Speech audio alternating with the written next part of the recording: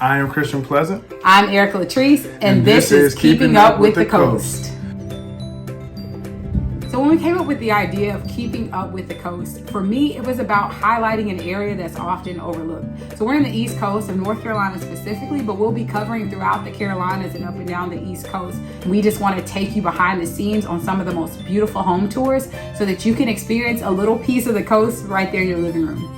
Definitely. We also want to be able to provide information on the market, updates on what's going on up and down the coast, as well as just being a resource for you. So hopefully you can laugh, learn something, and see some amazing homes here on Keeping Up with the Coast. So every episode, what you can expect is that we're going to take you on a home tour. We're going to drop in a few tips for you, and we're rating every home that we see. And of course, we want to hear your rating too. So make sure that you're interactive and that you're a part of today's episode. And you can do that by joining our list at keepingupwiththecoast.com. On today's episode, we're going to be taking you through 3 homes.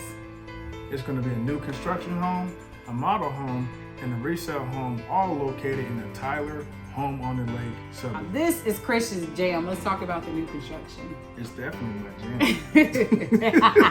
All right, so we're going to take you into the new construction. First home that we're going to take you through is a new construction home, and it's almost ready for move. All right, so now we're headed into the home. Christian, what was the first room that caught your eye? The first room, I'm not gonna lie, when we walked in, I noticed the kitchen and the dining area. Everything just felt grand. It felt like there was so much space, and I just loved it. The home was very inviting, bright colors.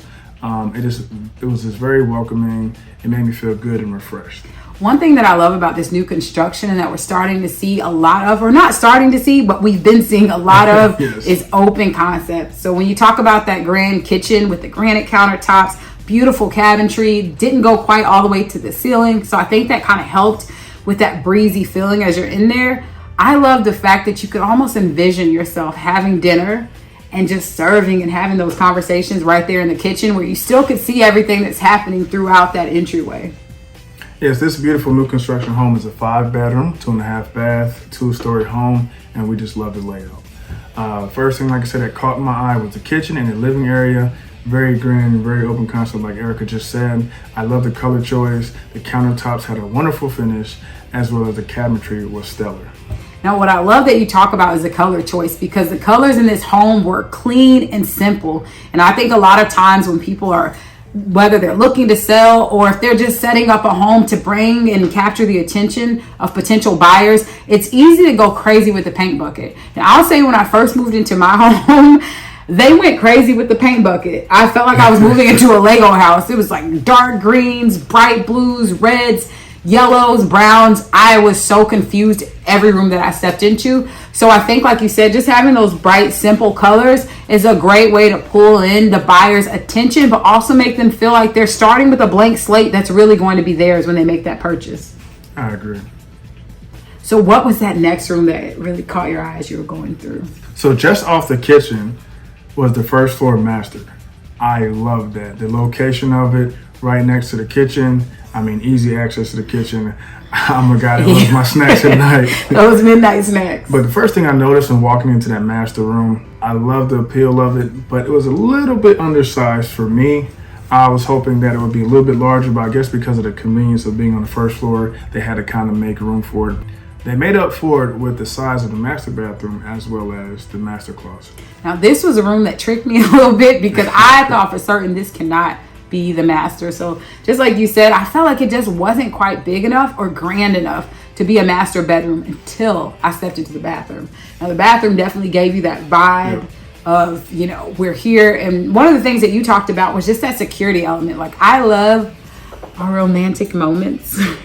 And I love the idea that the kids are away and upstairs and you can have that master suite going on downstairs, which we don't have. We don't have. But that was like one of the nice pieces, that the master bedroom was away from everything. Definitely. And if you have kids or any other people staying with you and they have a curfew, you guys can be trying to sneak out. So I love being on the first floor because I have access to all doors, garage, front door, back door. I'm going to hear you if you come out. But on another note, this is our security guard at home. On another note, I love the security aspect of it, where I'm on the first floor and I'm upstairs and secure. And so that just lets me feel even more comfortable that my home is safely protected. And now it's time for our real estate question of the day. What percentage of home buyers had their mortgage application approved in 2020? Choose your answer and comment below to enter to win the Keeping Up with the Coast giveaway. A, 37%, B, 96%, or C, 50%. Stay tuned for the answer to today's question. So from the master bedroom, we went back out into the living room area, which was a wonderful space. I think it was great. It was large, like I said, very welcoming and inviting. This home was not staged, so you had to use your imagination to see how you make your finishes on your own. You also had to use your broom, because one of the things about new construction they have, like in this area, anyone can come in and out. So you have people tracking in whatever they had on their feet. And I think that kind of appealed to just like I love the idea that it's accessible to anyone, but it definitely could have used some dusting or sweeping before. Well, that's why I said it's almost moving. Yeah. So about the open concept again, where the living room, you also had access to that dining area as well as a kitchen. So I could just see so many fun family nights in this home. Definitely. It's a great spot for entertaining, or like I say you're having family over, movie night, whatever. You definitely have opportunity to utilize that space. Okay, I'm ready to go upstairs, because this was what I told you the master bedroom tricked me. This room upstairs, I was like, oh, open up the fridge doors. All right, let's go until upstairs. I got inside. Let's go upstairs and check it out. So this is the room that Erica was just talking about. You see the beautiful French doors, and it's very large. It's actually bigger, in my opinion, than the downstairs masters, but I guess if you didn't have a bathroom and a closet, that's what the master bedroom would look like, this one upstairs. Because even though this room was larger, it didn't have a big closet or its own bathroom. Now, what was really cool about it was that it did have a his and her closet. So this is what confused me. And then I started searching for the ensuite bathroom, and it was nowhere to be found. Right. I thought for certain this was a master. So I think there was some way that they could have mimicked the grand entrance. Like, it was so beautiful seeing the double doors right there as you walked into this room. But Christian had some really good ideas about how a family could transform this into a fun upstairs bonus living space, and I thought that was kind of cool. For me, the first thing I thought about was like a game room or maybe a theater room. And if you're a fitness junkie or aspiring fitness junkie, we're getting there. Definitely turn it into a good workout space for a gym. Like, I saw treadmills, I saw the workout equipment and everything. So I definitely want to utilize it as that. And maybe depending on your business or profession, just have a nice size office too. Yes, now he's a fitness person in our house. I like to be the fitness person too, but we definitely would have some space where you can work out from home. And there's nothing like being able to just step out of your bedroom into your gym, because it just keeps you accountable more. So I think like getting creative. If your family isn't as big as the home that you're looking to purchase, think about some functional ways that you can just enjoy it. That game room would be such a hit for Josh. Like, Christopher and Josh would love the game room. So let's get into the next thing that caught your eye upstairs. Yeah, let's check out some more rooms. So I do love the layout. Once again, the hallway is very spacious, very wide. Didn't feel tight or narrow at all. And all the rooms were placed in a great location. You had two rooms that were side by side, about equal size. So really the other remaining three rooms look pretty similar in size. I like how they were all laid out. None of the rooms had direct access to the bathroom. So I did think that was a downfall, but I guess it kind of depends. I remember sometimes, growing up, depending on who you are, visiting family, having that shared bathroom, someone's locking the door, someone may walk in on me. So you don't want to have all that, maybe just more secure privacy. Bathroom upstairs was pretty large. I thought that was something kind of cool to come together. But how you just said that, racing to the bathroom, that is my memory growing up. I remember my brother and I racing, because my father, again, was military. So he's getting you up at the crack of dawn, and we're racing with blankets to get in the bathroom first. Get set, go, to see who could get back in there to go back to sleep. So having that shared bathroom kind of takes away from who's going to get there first. But for it to be a shared bathroom, it was pretty large, for the kids to be able to share upstairs. I think that was kind of a cool layout of how it was right there in the center of the hallway. Yeah, I think it was a great size, and they didn't overdo it, so I think it would be easy to maintain and keep clean as well for the homeowners moving in. Absolutely. So I love the entryway going upstairs. I really loved the fact that they recouped themselves with the downstairs master just by making it like a little romantic suite and getaway with the bathroom. So what was your favorite? My favorite part of this home, I would say the feel when you first walk in. Look, as well as the open concept. I think I just loved it. Like I could see myself walking into that home almost every day. Awesome. So now we get to the fun part, the rating. What are you going to give this home as a whole?